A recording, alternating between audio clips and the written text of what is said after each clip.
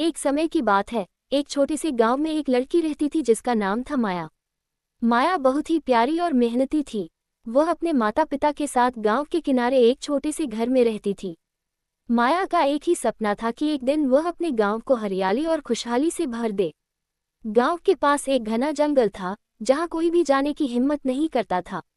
कहा जाता था कि उस जंगल में एक जादुई तालाब है, जिसकी पानी की बूंदों में अद्भुत शक्तियां हैं। जो कोई भी उस तालाब के पानी को पी लेता, उसकी हर मनोकामना पूरी हो जाती। एक दिन माया ने सोचा कि उसे उस जादुई तालाब को ढूंढना चाहिए। वह साहस जुटाकर जंगल में चली गई। जंगल बहुत घना और डरावना था, लेकिन माया ने हिम्मत नहीं हारी।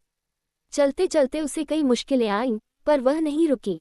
अचानक उसने सुना कि पास में कहीं पानी गिरने की आवाज आ रही है।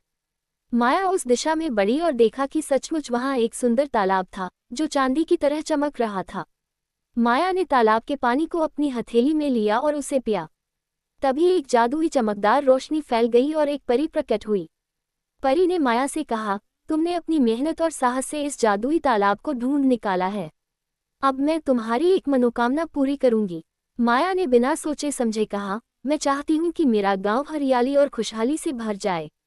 परी मुस्कुराए और अपनी जादुई छड़ी को हिलाया। देखते ही देखते माया के गांव में हरियाली फैल गई। खेतों में फसलें लहलहाने लगीं और लोगों के चेहरों पर खुशियां बिखर गईं। माया वापस गांव लौटी और सबको अपनी यात्रा के बारे में बताया।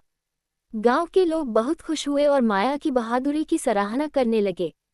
तभी से माया का गांव हरियाली और खुशहाली से भरा रहने लगा और माया को सभी लोग प्यार और सम्मान देने लगे।